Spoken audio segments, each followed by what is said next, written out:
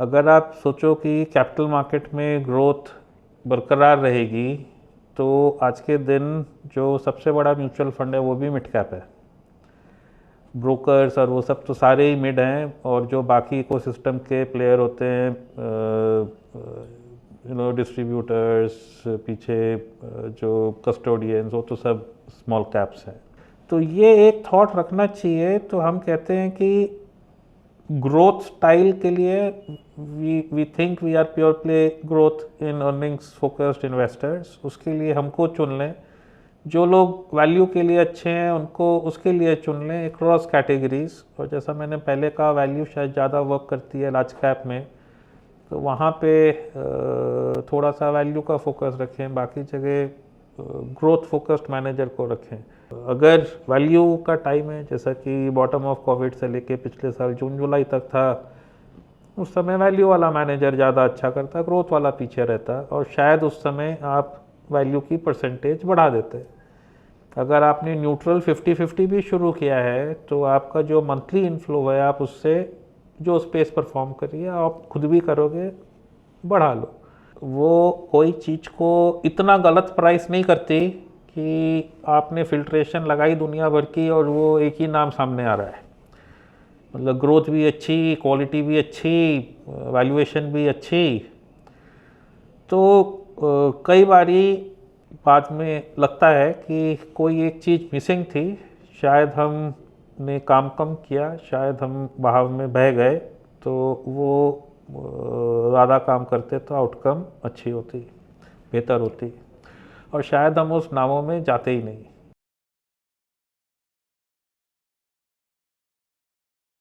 Hello friends, मेरा नाम नम्रता अरोरा है। Welcome back to mutual fund की बात। म्यूचुअल फंड की बात में हम global and economic conditions, commodity, stock markets, mutual funds, sectors, themes, इन सब के बारे में बात करते हैं। और आज हमारे इस एपिसोड में we have very renowned personality from the mutual fund industry. तो आज हमारे साथ हैं Mr. Pratik Agarwal, who is the Managing Director and Chief Executive Officer of Motilal Oswal AMC.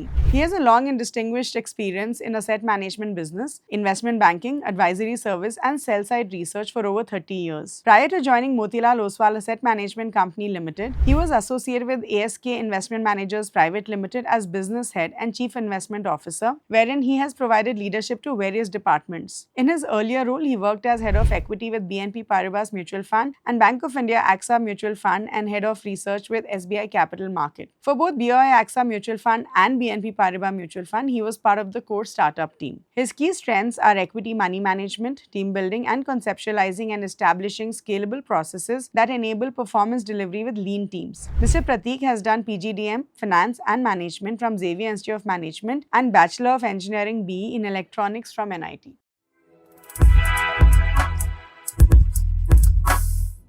Hello everyone, welcome back to Mutual Fund Ki Baat. I'm Namrata Arora and thank you so much for joining us again this week. तो आज का जो हमारा theme है, we're going to talk about core and satellite funds. और हमारे इतने सारे जो सवाल हैं उनका जवाब देने के लिए we have with us Mr. Pratik Agarwal, who is the MD and CEO of Motilal Oswal Mutual Fund. Pratik sir, thank you so much for joining us again today. Thank you so much for all your time. बुलाने के लिए धन्यवाद। Thank you so much. Pratik sir, हमने आपके लिए आज बहुत सारे सवाल लाइन अप किए हैं। So first what we are going to do is अलग अलग कैटेगरीज के बारे में डिस्कस करते हैं, and then I will ask you कि कोर और सैटेलाइट पोर्टफोलियो हमें कैसे डिज़ाइन करना चाहिए। So I think to start off with I would like to ask you a very simple question, and I am sure हमारे बहुत सारे viewers इसका जवाब आपसे जानना चाहेंगे। अगर हम इंडियन इकोनॉमी देखें, which is growing and we are at this point the fourth largest economy, wanting to be the third largest economy very soon. Please help us understand, Pratik sir, कि जो म्यूचुअल फंड्स हैं वो हमारी economy की growth में क्या role play करते हैं, right? So do you think अगर म्यूचुअल फंड इन्वेस्टर्स बढ़ेंगे तो it will have a positive impact on the economy?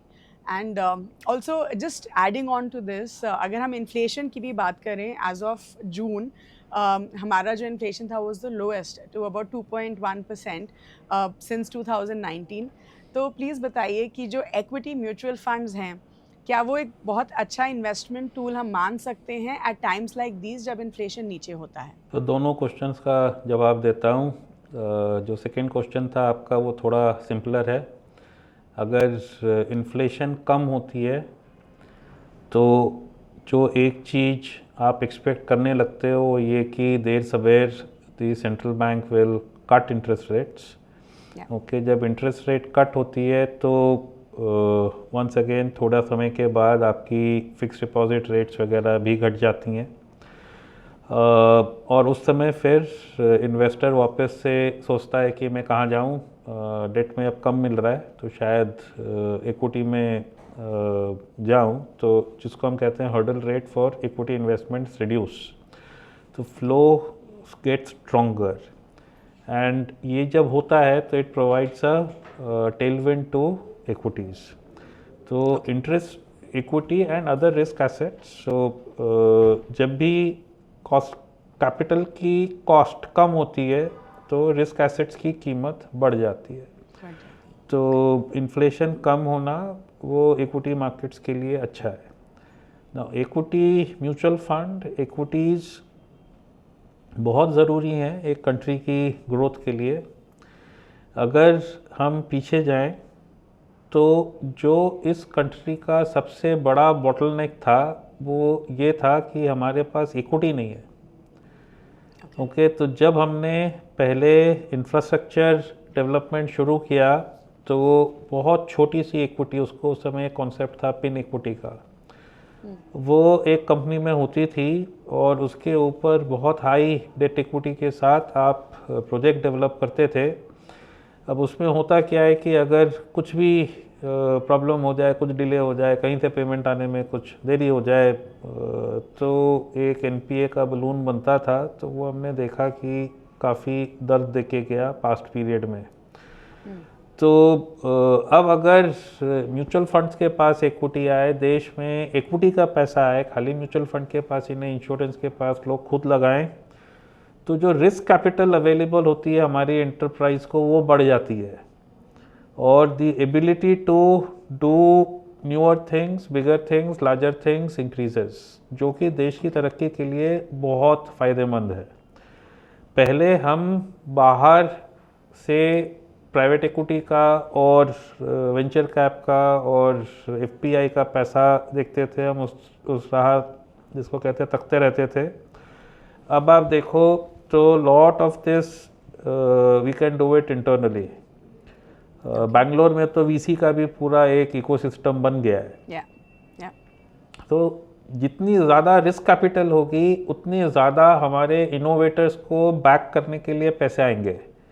वरना जो हम बाहर देखते हैं कि एक आदमी है, उसके दिमाग में एक आइडिया है, उसको पैसे मिल जाते हैं और वो मतलब आइडिया अपना गंतव्य तक पहुंचा देता है। इंडिया में ये कम होता है क्योंकि हमारे पास रिस्क कैपिटल नहीं है। अब जैसे जैसे देश में पर कैपिटा बढ़ेगी, देश अमीर होगा, तो ये रिस्क कैपिटल जनरेट होती है। इसका एक बड़ा सोर्स इक्विटी कैपिटल मार्केट है। वैसे ही जो बाकी व्हीकल्स है, वीसीज, पीईज, ये सारी बाकी चीज़ें हैं, इसका इकोसिस्टम डेवलप होना बहुत ज़रूरी है। फिर आप देखोगे कि हमारा जो मेरा बिलीफ है कि ये जो हमारी रेस है वो दुनिया की one of the most honour races है। इसको अपना जो ड्यू है वो मिलेगा। You will find many innovators in the country. Okay. So yeah, I mean, I think as you're rightly saying कि म्यूचुअल फंड्स भी eventually they will play a very important role and I think as investors हमें ये समझना चाहिए कि अगर हम contribute करना चाहते हैं इंडियन इकोनॉमी में तो हमें म्यूचुअल फंड्स में इन्वेस्ट करना चाहिए। That would be a very fair thing to say. So प्रतीक जी, अब ना थोड़े कैटेगरीज के बारे में डिस्कस करते हैं। आई शॉर्टलिस्टेड सिर्फ ऐसी कैटेगरीज जो इन्वेस्टर्स को बहुत अच्छी लगती हैं और जो कोर और सैटेलाइट पोर्टफोलियो का हिस्सा हो सकती हैं। Will start with a very interesting category which is mid cap funds. आप एक बहुत सक्सेसफुल मिड कैप फंड चलाते हैं।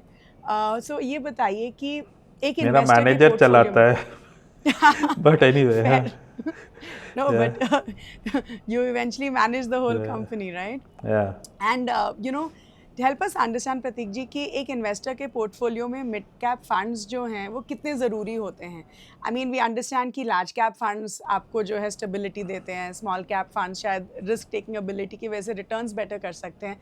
तो मिड कैप फंड्स जो हैं वो कहाँ फिट हो सकते हैं एंड जो मिड कैप फंड्स, हम अगर मान लीजिए हम एक मिड कैप फंड में इन्वेस्ट करना है और अभी हमें लग रहा है कि वो बहुत ओवर वैल्यूड है, देन डू यू थिंक कि एज इन्वेस्टर्स हमें तो वेट करना चाहिए, या हम कभी भी इन्वेस्ट कर सकते हैं, valuation is not the most important thing? Okay, so मैं शुरुआत इससे करता हूँ कि हम लोग कैप फोकस्ड नहीं हैं। और ये जो थॉट प्रोसेस है कि large cap is safe, mid is less safe and small is even laser safe, वो उसको हम सब्सक्राइब नहीं करते हैं। कि हमारे हिसाब से growth is safe, size doesn't give you safety. अगर साइज सेफ्टी दे रहा होता तो एक एग्जांपल देता हूँ, जो इंडेक्स में कंपनियाँ एक बार ही आ जाती वो हमेशा रहती हैं, वो ऐसा होता नहीं है। कंपनियाँ आती जाती रहती हैं और कई सारी तो ख़त्म भी हो जाती हैं जो सुपर लार्ज इंडेक्स कंपनियां हैं। तो लार्ज सेफ है, ये थोड़ा सा एक गलत थॉट है, बट ठीक है। नाउ हमको लगता है ग्रोथ सेफ है। अब अगर हम स्पेसेस देखें, अगर आप सोचो कि कैपिटल मार्केट में ग्रोथ बरकरार रहेगी, तो आज के दिन जो सबसे बड़ा म्यूचुअल फंड है वो भी मिड कैप है। ब्रोकर्स और वो सब तो सारे ही मिड हैं, और जो बाकी इकोसिस्टम के प्लेयर होते हैं, डिस्ट्रीब्यूटर्स, पीछे जो कस्टोडियंस, वो तो सब स्मॉल कैप्स हैं। सो जिस स्पेस में, where there is growth, I am trying to say कि how much of it is there in large cap और कितना मिड और स्मॉल में है। वैसे ही अगर हमको लगता है अस्पताल एक थीम है और उसमें ग्रोथ बरकरार रहेगी लंबे समय के लिए, तो शायद एक अस्पताल लार्ज कैप है मैक्स, बाकी सब मिड और स्मॉल है। लग्जरी अगर हमको लगता है तो एक या दो, एक नाम शायद टाइटन लार्ज होगा, बाकी सब मिड और स्मॉल में आते हैं। एंड इसी तरीके से अगर हम देखें, इलेक्ट्रॉनिक कंपनी सब मिड और स्मॉल हैं। न्यू टेक अभी एक मिड कैप लार्ज कैप बन गया है, इटर्नल, बाकी सब मिड और स्मॉल है। So if you see spaces where there will be growth, जिसको कहते हैं कि spaces which are just about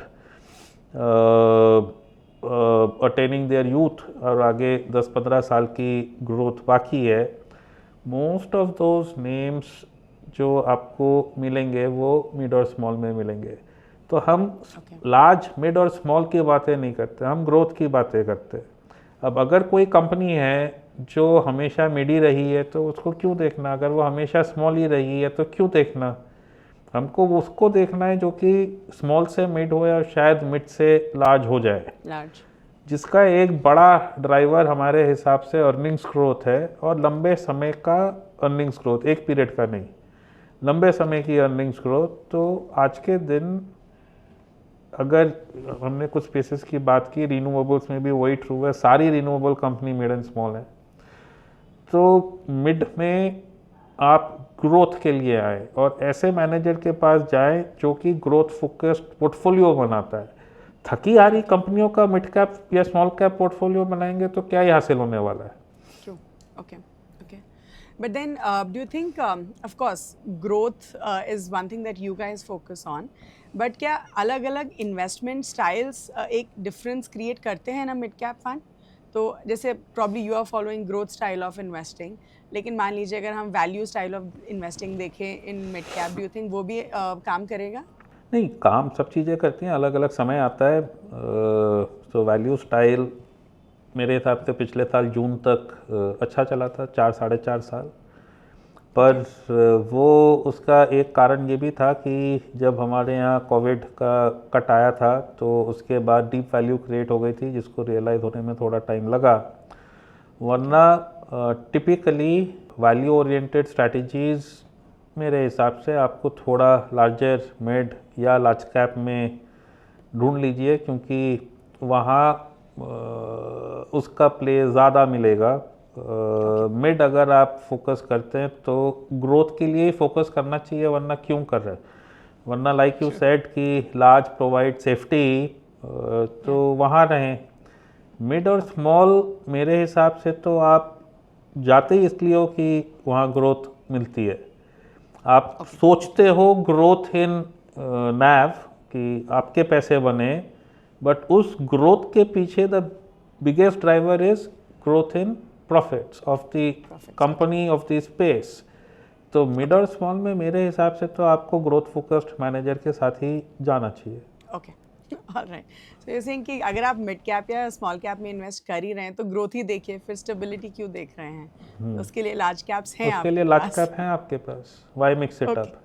Why mix it up? Okay, so now let's talk a little bit about small cap funds, जो हमारे investors का favorite category है।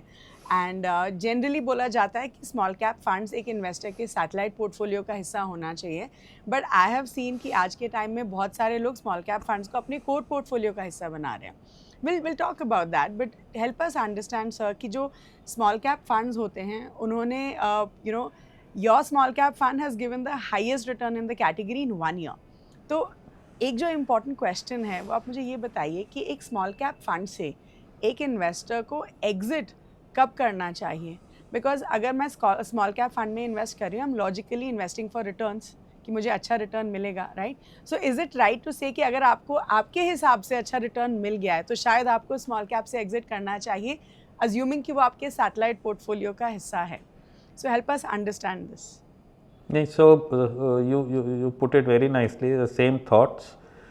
देखिए, मेरा जो सोचने का तरीका है वो लार्ज स्मॉल मिड की बात नहीं है। हर एक जगह वो होता है कि इक्विटी में हमारी बिलीफ है कि market follow earnings growth, okay, but वो लॉक स्टेप नहीं होता है। कभी अर्निंग्स आके होती हैं, मार्केट पीछे होता है, कभी मार्केट आके होता है, अर्निंग्स पीछे होती हैं। तो क्या है कि आप आए लॉन्ग टर्म सोच के, लॉन्ग टर्म अगर मैं एक नंबर लूँ तो समझिए 5 साल के आसपास का पीरियड लोग मानते हैं, बट वो इसलिए मानते हैं क्योंकि एक 5 साल के पीरियड में प्राय यू गेट 1-2 बहुत अच्छे साल जिसमें यू मेक आउटसाइज रिटर्न, और फिर क्या होता है कि शायद अर्निंग्स से मार्केट ज़्यादा अच्छा कर रहे होते हैं। उस समय तो आपको थोड़ा वहाँ से लाइटन अप होना चाहिए, और ये ऑटोमेटिक होगा अगर आप एक एसेट एलोकेशन की स्ट्रैटेजी फॉलो करो। तो अगर एक एसेट क्लास बहुत अच्छा वर्क करता है तो ऑटोमेटिकली जो है वो मतलब आपको मॉडल बताएगा कि थोड़ा सा इसमें से प्रॉफिट बुक करके let us go to some other asset class. So मैंने दोनों चीज़ें बताई कि लॉन्ग टर्म हम क्यों एक पीरियड को बोलते हैं, क्योंकि उसका वही है कि इस पीरियड में 1 या 2 अच्छे साल मिल जाते हैं। If you get it early, long term ends there, you know. तो जब भी आ जाए ऑटोमेटिक आपका जो है एसेट एलोकेशन में, अगर मिड ने अच्छा किया तो वो बढ़ जाएगा, लार्ज ने अच्छा किया तो वो बढ़ जाएगा, स्मॉल ने अच्छा किया तो वो बढ़ जाएगा। थोड़ा सा पैसा निकाल के आप दूसरी जगह जाए, और डेट और equity is the other division one should always look at. Sure. Okay. So one more thing about small cap funds is कि देखिए हमारा जो large cap funds का या large cap stocks का universe is limited to say 100 stocks, mid cap stocks का universe is limited to 150 stocks, लेकिन small cap का universe काफ़ी बड़ा है। हम बोल सकते हैं कि 500 तक, but logically speaking 250 से नीचे सारी company small caps होती हैं, right? So which means portfolio overlap हमने देखा है कि स्मॉल कैप फंड्स में जनरली कम होता है कंपेयर टू लार्ज या मिड कैप फंड्स। तो इसका सबसे बड़ा बेनिफिट क्या होता है सर कि अगर मेरे फंड में पोर्टफोलियो ओवरलैप कम है? एक बेनिफिट है डिवर्सिफिकेशन का। अगर आप 2 चीज़ें खरीद रहे हो तो 2 डिफरेंट चीज़ें खरीदो, क्योंकि अगर एक सी चीज़ें खरीद रहे हो तो पहली चीज़ें खरीद लो, दूसरी चीज़ क्यों ऐड करते हो, इज द थॉट। उससे मैं एग्री करता हूँ। पर एक जो थॉट है हमारा वो ये भी है कि आप बहुत सारे फंड ना भरें, क्योंकि फिर क्या होता है कि थ्रू वन फंड और अनदर आपके पास 300, 400, 500 नाम आ जाते हैं। तो डी फैक्टो तो आप इंडेक्स ओन कर रहे हो और आप एक्टिव मैनेजमेंट फीस दे रहे हो। तो जो एक एक्टिव मैनेजर को खरीदने का, when you buy a fund you are buying an active fund manager, सारा पर्पस लॉस्ट हो जाता है। उससे अच्छा है कि आप एक पैसिव फंड खरीद लो। तो ये एक थॉट रखना चाहिए। तो हम कहते हैं कि ग्रोथ स्टाइल के लिए we think we are pure play growth in earnings focused investors. उसके लिए हमको चुन लें, जो लोग वैल्यू के लिए अच्छे हैं उनको उसके लिए चुन लें अक्रॉस कैटेगरीज। और जैसा मैंने पहले कहा, वैल्यू शायद ज़्यादा वर्क करती है लार्ज कैप में, तो वहाँ पे थोड़ा सा वैल्यू का फोकस रखें, बाकी जगह ग्रोथ फोकस्ड मैनेजर को रखें। और एक चीज़ जो ध्यान रखनी चाहिए, and you can read about it, Google about it, कि most people the adequate amount of diversification वो 30 से 50 स्टॉक के बीच में हो जाता है। अगर आप देखो तो एक हमारा सेंसेक्स है 30 नामों का, निफ्टी है 50 नामों का, 50 का, प्राय दोनों का मूवमेंट हर दिन सिमिलर सा होता है। फिर हम अगर 500 पे भी चले जाएं, जिसमें हम और बहुत सारी चीज़ें इंक्लूड कर देते हैं, over a longest period of time थोड़ा फ़र्क पड़ता है, बट काफ़ी नज़दीक का ही नंबर आता है। The more you diversify, the more you average out. तो 30 से 50 में आपका काम हो जाता है। वो अगर आप फंड खरीदते हो तो इतना शार्पली शायद ना हो पाए। आप 2 फंड वैल्यू और ग्रोथ के लेते हो तो आपका 100-120 में काम हो जाना चाहिए। अगर आप बहुत सारे ले लोगे ना तो ओवरऑल आपकी एवरेज इंडेक्स जितनी आएगी।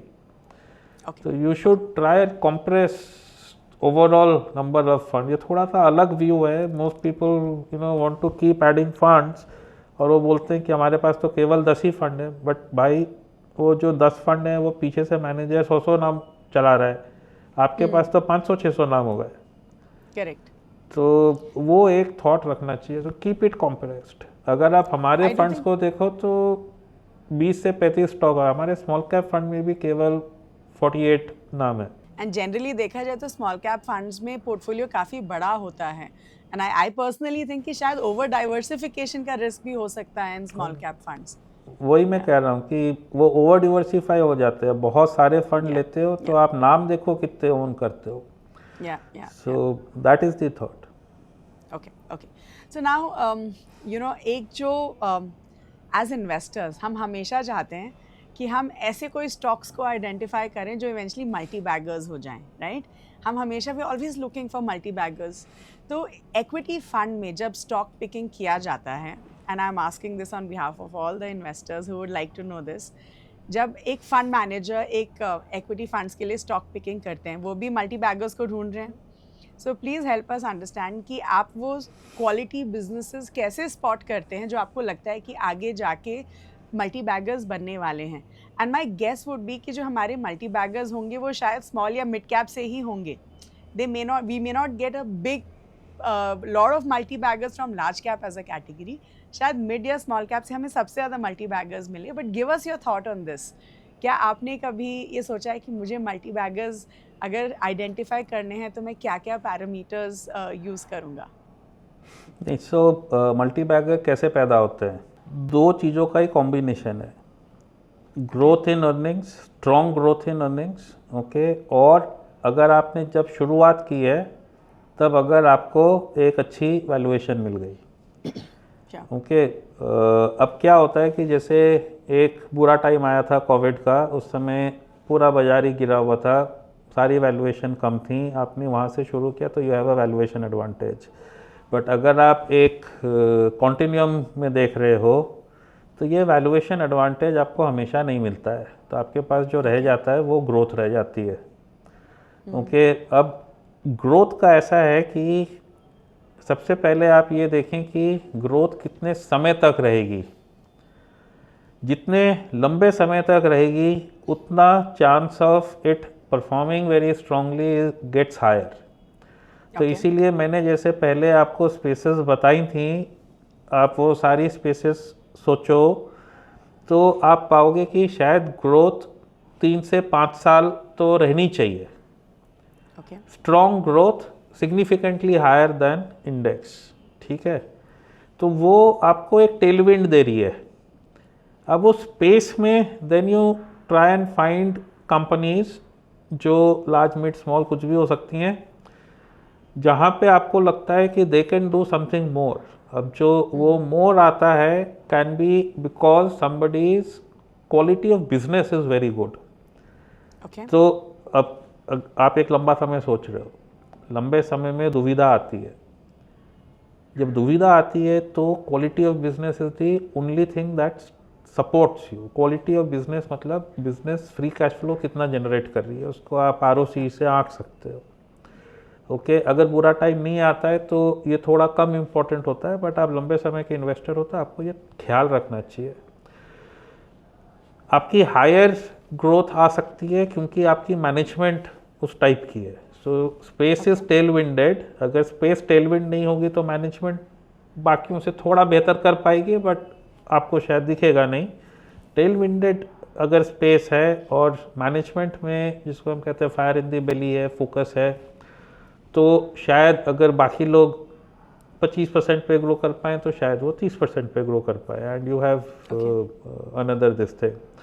अब इसके ऊपर आप एक और ओवरले कर सकते हो, पूरा ज़रूरी नहीं है, कर सकते हो। टिपिकली हम कहते हैं एंडोव्ड बिजनेसेस कि अगर एक अच्छे घराने के कहना चाहिए लोग कुछ धंधा स्टार्ट कर रहे हैं तो उसका चांस ऑफ सक्सेस बढ़ जाता है। You know, so see the people behind.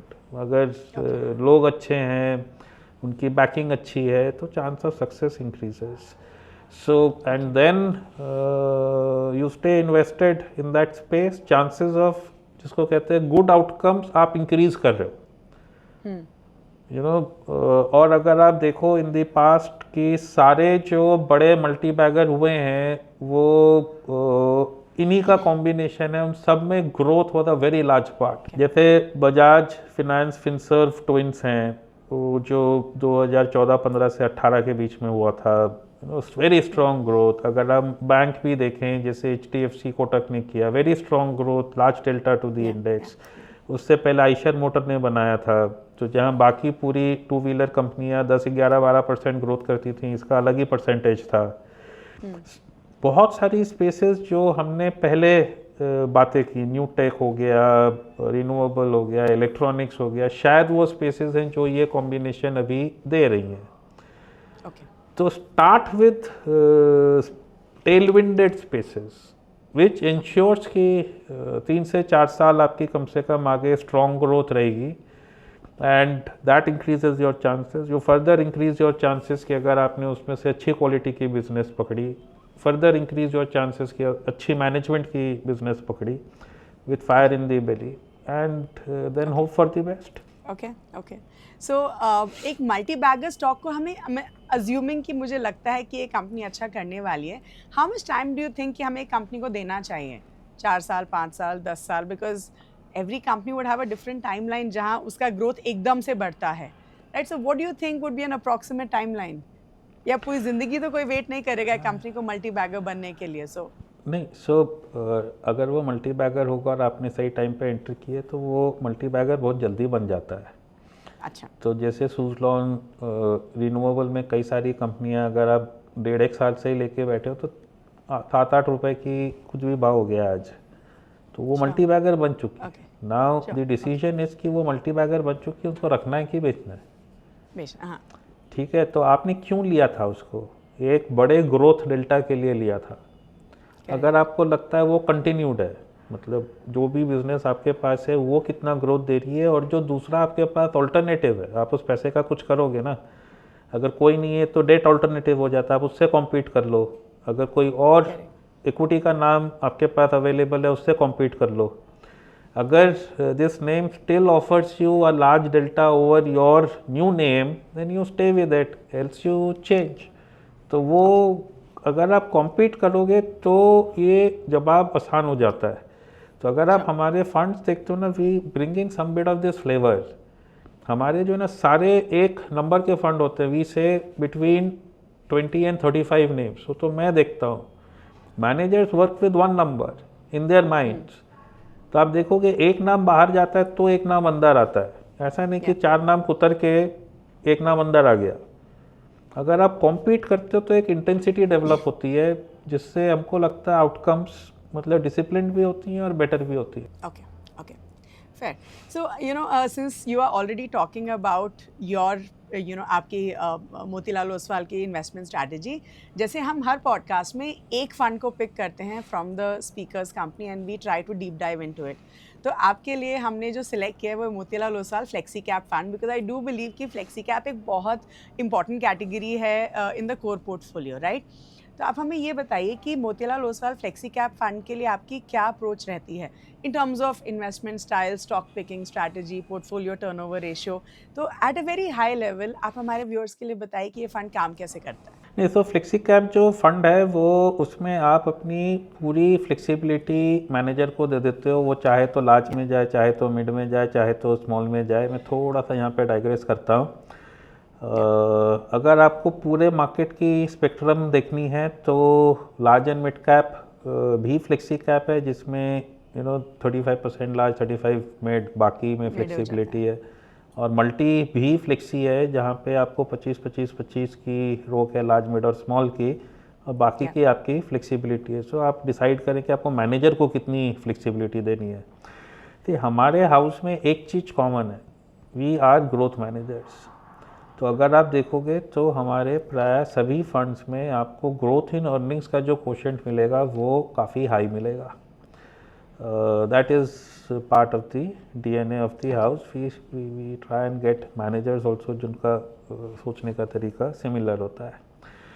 अब हमारे फ्लेक्सी कैप फंड में और मिड कैप फंड में जो हमारे CIO मैनेज करते हैं, उसमें जो एक डिफरेंस है वो ये कि शार्पनेस थोड़ी ज़्यादा मिलती है आपको. तो आप देखोगे कि हमारे यहाँ टॉप 10 में फोकस बाकी फंडों से ज़्यादा है. बाकी fund are more better diversified, 30-32 ही नाम होते हैं, पर टॉप 10 में उतना ज़्यादा वेट नहीं होता. यहाँ पे टॉप 10 में वेट ज़्यादा होता है. एंड दूसरी चीज़ ये कि आपको थीम्स सारी मिलेंगी पर over a period of 6 months.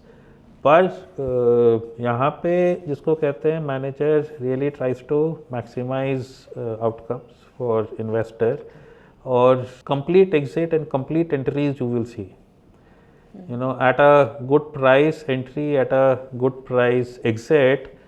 तो मैं रियली लोगों को कहना चाहूँगा कि आप देखो कि कितनी एंट्री कितने नामों में प्रवेश हुआ है और उसकी outcome at the time of exit कैसी हुई है.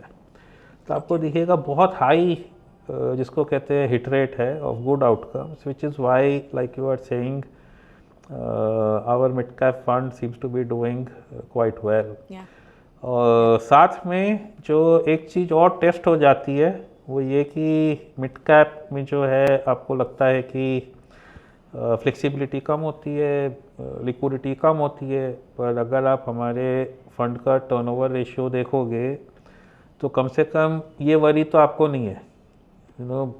It is a high churn fund and it is a complete exit complete entry fund. तो कई सारे नाम जो हैं वो पूरे बाहर जाते हैं, कई सारे नाम पूरे अंदर आते हैं on a large size fund. So that is a symphony. मतलब उसको अगर आप देखोगे तो देखने में मज़ा आता है. Not something that everybody can do. तो which is what it is. तो आउटकम्स अभी तक अच्छी रही हैं. Very sharply constructed portfolios. And उसका जो फ़ायदा है वो पूरे हाउस को मिलता है.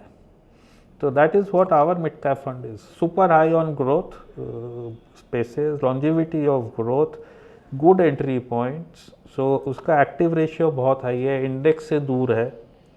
We think it is a very premium construct for people who want it. तो ग्रोथ फोकस इन्वेस्टर होना चाहिए और उसको ऐसी कंस्ट्रक्ट चाहिए होनी चाहिए कि it is a more concentrated construct. तो जिसको वो चाहिए उसके लिए तो ये एकदम टेलर्ड पोर्टफोलियो है. Okay, cool. So I think now that we've discussed about so many funds, अब जो है डीप डाइव करते हैं कि एक इन्वेस्टर के पोर्टफोलियो में, which I think is the theme of our particular podcast, core portfolio कैसे होना चाहिए, सैटेलाइट पोर्टफोलियो में क्या क्या फंड्स होने चाहिए, help us with equity, debt and hybrid categories में, तीनों में कैटेगरीज का कोर पोर्टफोलियो, सैटेलाइट पोर्टफोलियो हमें कैसे डिज़ाइन करना चाहिए, एंड एक इन्वेस्टर के पोर्टफोलियो में कितनी म्यूचुअल फंड स्कीम्स होनी चाहिए. ये हाइब्रिड कैटेगरी मेरे हिसाब से डेट से कॉम्पीट करती है। अगर आप ये भी देखो कि कैसे सबसे बड़े हाइब्रिड फंड हाउसेस अपने फंड्स को मार्केट कहते हैं, वो कहते हैं कि डेट मार्केट में आपको इतना परसेंट मिलेगा, आप थोड़ा सा इक्विटी का रिस्क लो तो आपको 11-12% मिलेगा। तो वहाँ पे आप थोड़ा सा अपना लिक्विडिटी कम करते हो, you will get in money 2 days after for slightly higher return. तो हाइब्रिड को मेरे हिसाब से इक्विटी से कॉम्पीट नहीं करना चाहिए, वो एक एसेट एलोकेशन की प्रोडक्ट हो गई, वो सेपरेट हो गई।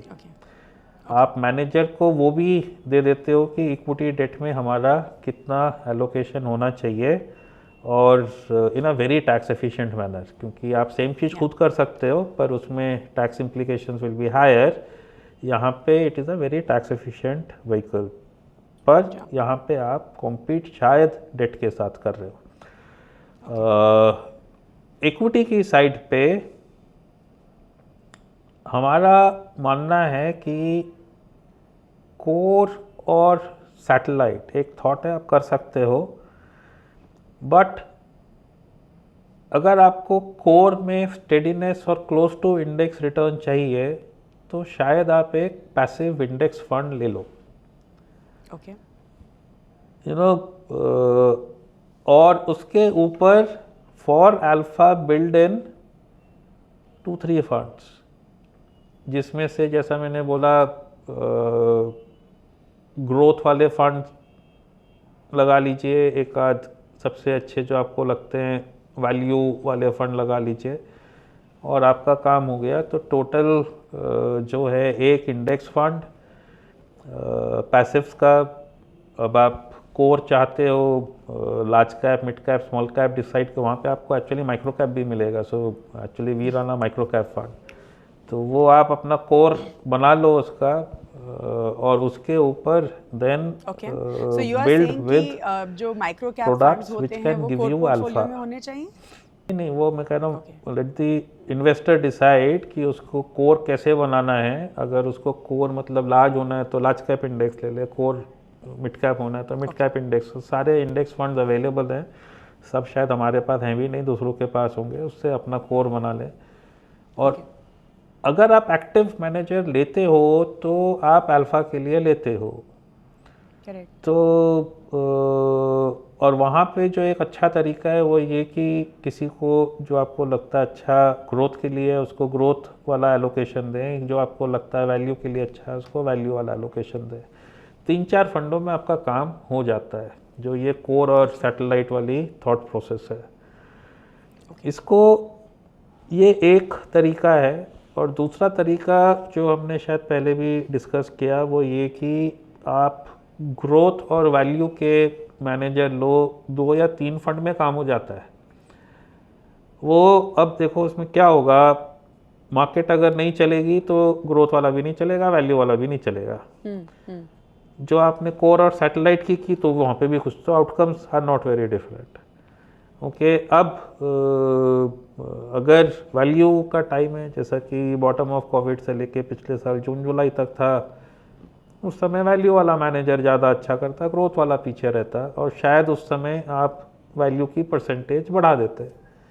अगर आपने न्यूट्रल 50-50 भी शुरू किया है तो आपका जो मंथली इनफ्लो है आप उससे जो स्पेस परफॉर्म करिए, आप खुद भी करोगे, बढ़ा लो। नेक्स्ट पीरियड में जब ग्रोथ का टाइम आए, जैसा कि हमको लगता है शायद अभी है, तो आप 50-50 से शुरू करो। ग्रोथ एवरी मंथ वो आपको दिखेगा भी कि इट इज़ वर्किंग बेटर, आपको रीइंफोर्समेंट भी आएगी, आप बढ़ा लो। तो it should then result in a compact portfolio 100-120 नामों का, and chance for alpha increases is our thought. Okay, so अगर हम स्पेसिफिक कैटेगरीज की बात करें in core and satellite portfolio, can we just at a very high level, ऐसे investors के लिए जो शायद डायरेक्ट इन्वेस्ट करते हैं और वो अपना कोर पोर्टफोलियो डिज़ाइन कर रहे हैं, कैन वी जस्ट से कि you could look at large caps, mid caps, flexi caps, may be ये 2-3 कैटेगरीज, एंड स्मॉल कैप्स को आप सैटेलाइट में डालिए, एंड फ्रॉम योर परस्पेक्टिव आप स्मॉल कैप को कोर में डालेंगे एज अ न्यू इन्वेस्टर, अगर आप अभी नए इन्वेस्टर हैं? नहीं, मतलब वो कोर में आप मिड तक रहो, एक्चुअली कोर में आप फ्लेक्सी कैप में आ जाओ तो that is a good enough core construct. उसके बाद depending on your risk profile आप बाकी स्मॉलर कैटेगरीज चाहो तो ऐड कर लो। फ्लेक्सी कैप में लाइक आई सेड कि एक फ्लेक्सी कैप फंड भी होता है, मल्टी कैप भी होता है, एलएमसी भी होता है। उसमें आप जरा सोच लो, लॉट ऑफ दीज फंड्स में be doing what you want, कि आपको अपने आप ही लार्ज की भी एक्सपोजर मिल गई, मिड की भी मिल गई, स्मॉल की भी मिल गई। तो some of these can be very good core portfolios. और फिर आप अपनी रिस्क प्रोफाइल देखते हुए if you want higher mid cap allocation उसको सैटेलाइट में डाल दो, हायर स्मॉल कैप एलोकेशन आप उसको सैटेलाइट में डाल दो। But to me these flexi cap constructs, flexi, LMC, multi are easy core starts. Large being so अगर आप फ्लेक्सी भी देखते हो ना, most of the flexi guys start with large. हाँ. Yeah. So yeah. So flexi I think if is you a have a great flexi start. cap fund, then you don't need a large cap fund in your portfolio. Yes. Yeah. So let me ask you one more question. And ये जो है बहुत सारे जो investors हैं ना, जब उनको एक म्यूचुअल फंड सेलेक्ट करना होता है तो हम क्या करते हैं, हम जो पिछले साल का टॉप परफॉर्मिंग फंड था हम उसको उसमें इन्वेस्ट कर देते हैं।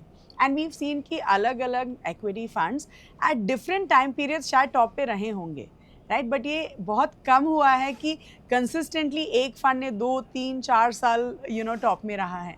So please help us understand कि ऐसे जो इन्वेस्टर्स हैं जो टॉप परफॉर्मर्स को चेस कर रहे हैं, आप उनको कोई अलग अप्रोच रेकमेंड करेंगे? What would you tell them? एक ना लाइन याद आती है, मैं पल दो पल का शायर हूँ, ठीक है ना? एक पल गया है, 2 पल बाकी हैं। So just because somebody is looking good in one period doesn't mean he will not look good in the next 1 or 2 periods. अगर आप हम ही को देखें तो for 3-4 years we did not do well. It was 3-4 years, not 1 year. तो जो एक thought आता ना कि अब बॉटम वाले को उठा लो वो अगले साल अच्छा करेगा, it doesn't work. And same way if you buy for example the best performing, next year it won't be there. ये दोनों ही चीज़ें are more in the mind, doesn't happen. Okay. जो देखना चाहिए वो ये कि जिस वजह से, जिसको हम टेलविंड बोलते हैं, कोई अच्छा कर रहा है वो बरकरार है कि नहीं। ओके तो हमने कहा हम ग्रोथ वाले हैं, ग्रोथ के लिए, ग्रोथ को अच्छा करने के लिए पहली चीज़ मार्केट में वैल्यू नहीं होनी चाहिए, राइट? अगर वैल्यू हुई तो वैल्यू वाले को कॉम्पिटिटिव एडवांटेज है। तो आज के दिन अगर दुनिया बोल रही है कि वी आर नॉट चीप, तो we think it is first thing not the time for value, time for growth. दूसरा, ग्रोथ को टेलविंड मिलती है अगर इंटरेस्ट रेट्स कम हो और उसका ड्राइवर इज इन्फ्लेशन कम हो, तो वो है, और वो पिक आउट होता हुआ नहीं दिख रहा, अभी है कुछ टाइम, ठीक है। तीसरा, ग्रोथ को टेलविंड मिलती है अगर स्पेसेस हों इकोनॉमी में जो कि एक लार्ज डेल्टा ग्रोथ दे पाए इंडेक्स के ऊपर।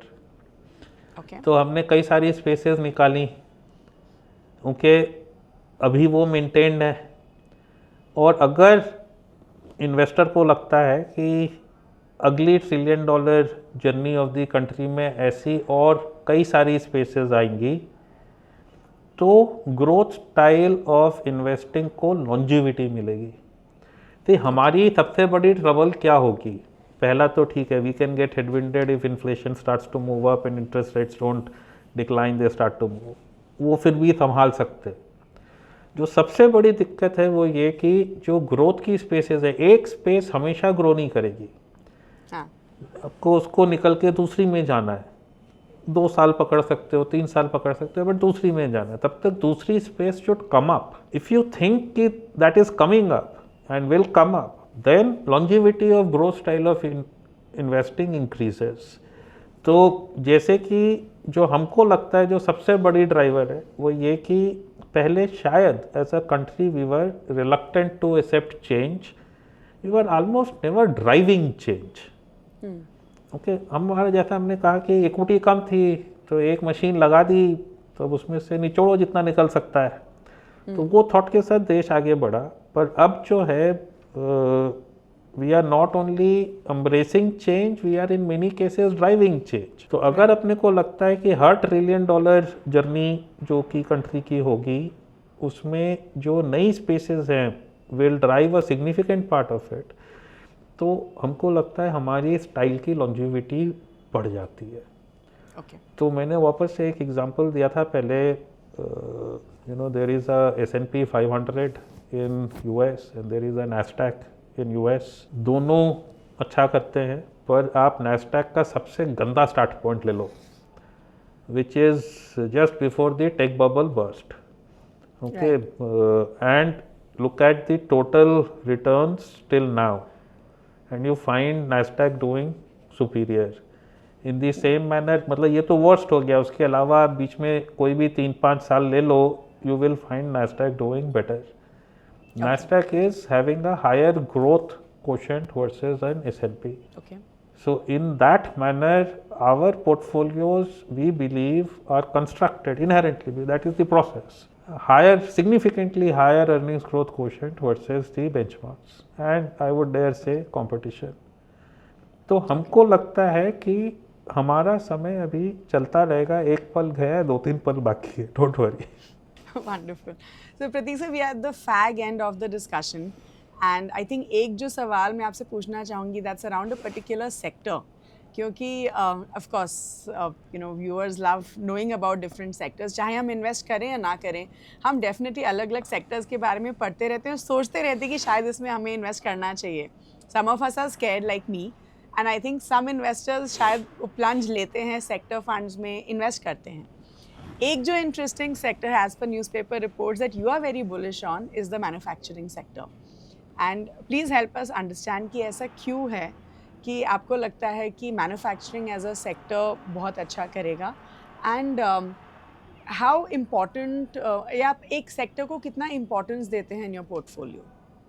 ये एक तो स्पेसिफिक सेक्टर को आंसर में मैं एक थॉट शेयर करता हूँ which is how the house is going, which is कि हमने बहुत सारी थीम्स की बात की।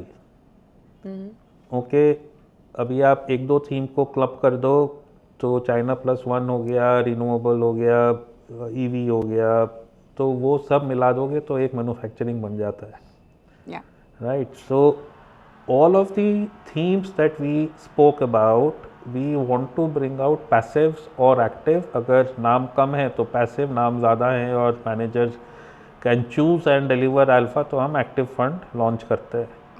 और हमारी मंशा ये है कि या तो आप हमारे मैनेजर को पैसे दे दो और वो एक diversified portfolio high on growth बनाए, या आप हमारे थीमेटिक्स से चुन के खुद बना लो।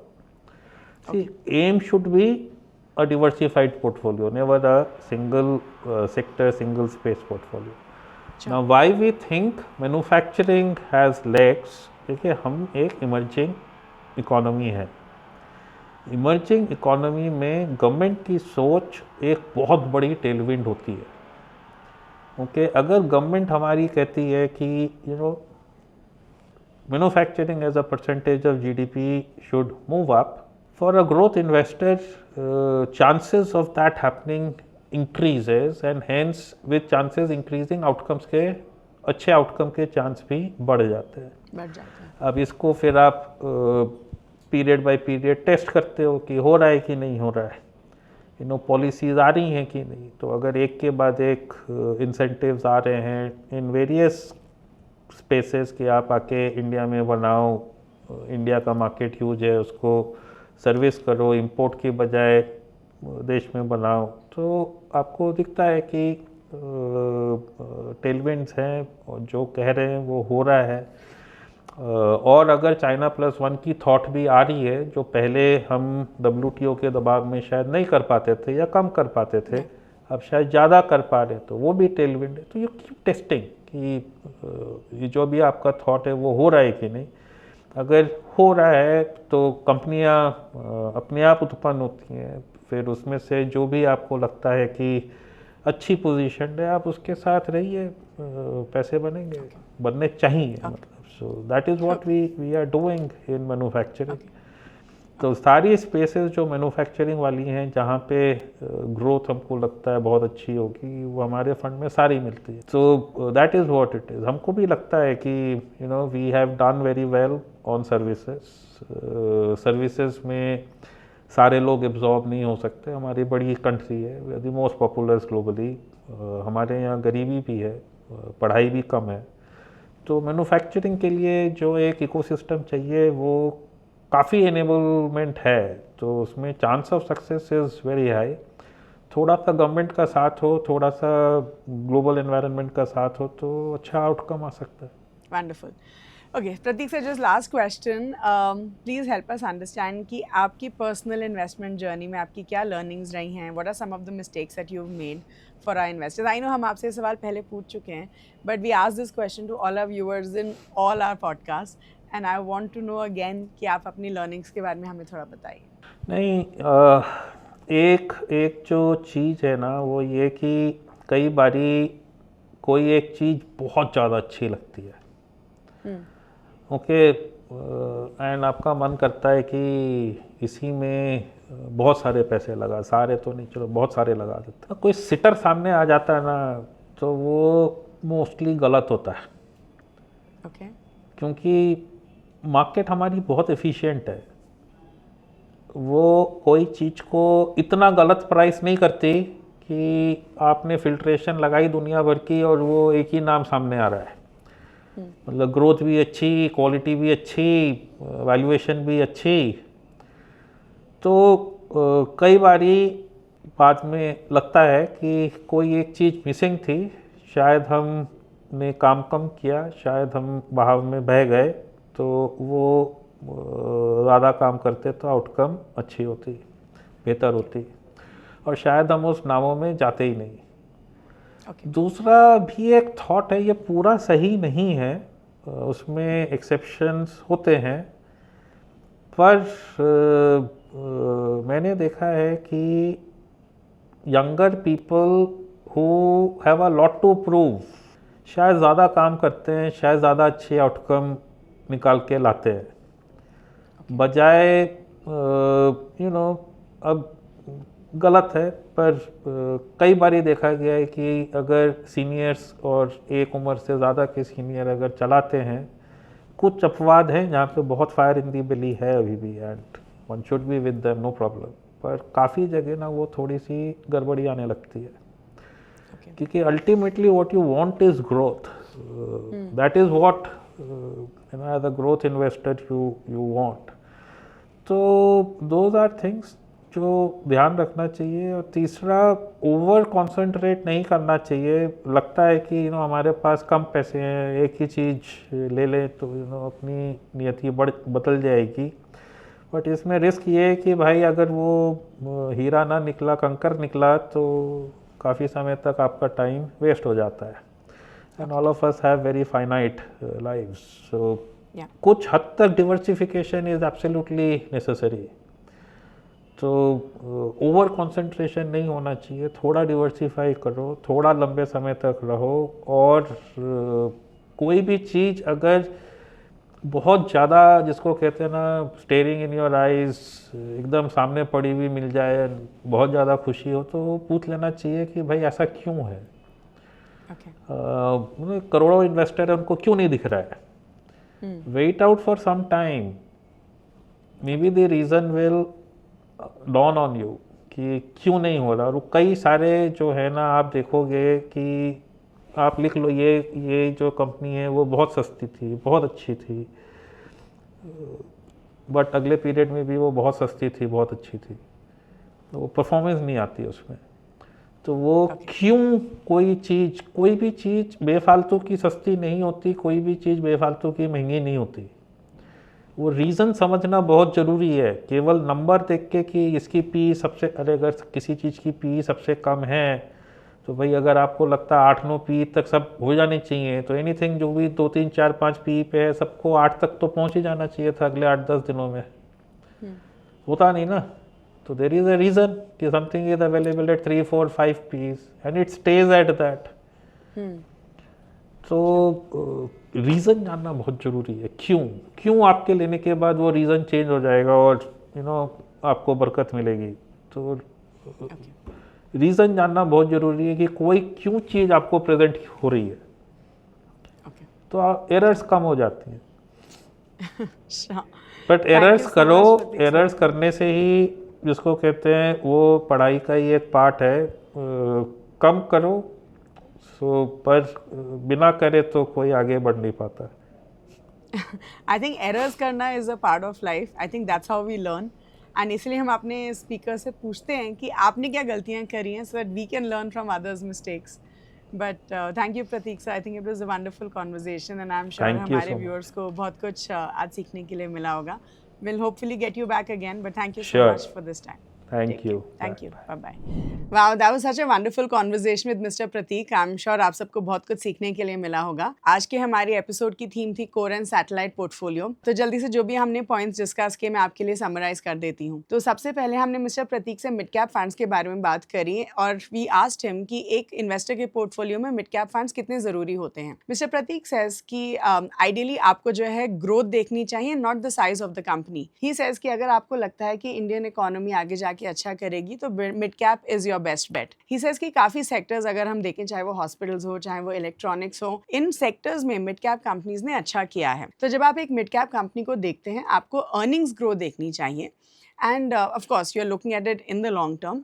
ही ऑल्सो सेज कि जब आप मिड कैप स्टॉक्स देखते हैं तो they are ideal for growth style of investing. फिर हमने मिस्टर प्रतीक के साथ स्मॉल कैप फंड्स के बेनिफिट्स के बारे में बात करी, एंड मिस्टर प्रतीक सेज कि जो स्मॉल कैप स्टॉक्स का यूनिवर्स है वो काफ़ी बड़ा है, एंड इसमें जो है इतनी सारी लिस्टेड स्मॉल कैप कंपनीज हैं, जिसकी वजह से स्मॉल कैप फंड्स में आपको बहुत कम पोर्टफोलियो ओवरलैप दिखेगा। तो डाइवर्सिफिकेशन पॉइंट ऑफ व्यू से स्मॉल कैप फंड्स काफ़ी अच्छे होते हैं, लेकिन अगर आपने बहुत सारे स्मॉल कैप फंड्स में इन्वेस्ट कर दिए, then you are better off investing in a passive small cap fund. तो इसलिए आइडियली आपके पोर्टफोलियो में एक या दो स्मॉल कैप फंड्स होने चाहिए across growth and value style of investing. फिर हमने मिस्टर प्रतीक से ये पूछा कि कौन से फंड्स हमारे कोर और सैटेलाइट पोर्टफोलियो का हिस्सा होने चाहिए। सो मिस्टर प्रतीक सेज कि जो हाइब्रिड फंड्स हैं वो आपके कोर पोर्टफोलियो का हिस्सा हो सकते हैं। फिर आपके कोर पोर्टफोलियो में आप पैसिव फंड्स डाल सकते हैं, like index funds, then you can put large cap funds, flexi cap funds, multi cap funds and large and mid cap funds. Then he says कि आपके सैटेलाइट पोर्टफोलियो में आप mid और स्मॉल कैप फंड्स से अपना satellite portfolio बना सकते हैं। फिर हमने मिस्टर प्रतीक से पूछा कि क्या इन्वेस्टर्स को टॉप परफॉर्मिंग फंड्स में इन्वेस्ट करना चाहिए। सो मिस्टर प्रतीक सेज कि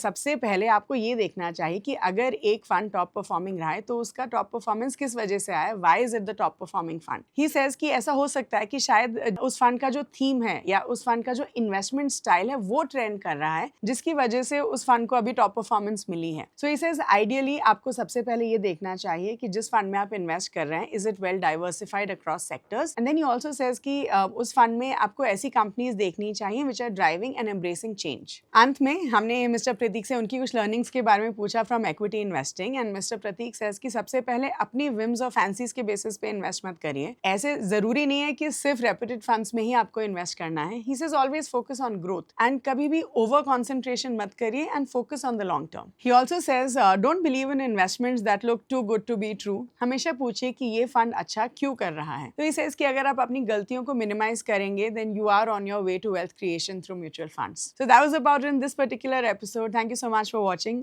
Please do like this video, share it with everyone, and please do subscribe to the Grow Mutual Fund channel, which is called Mutual Funds with Grow. Thank you so much.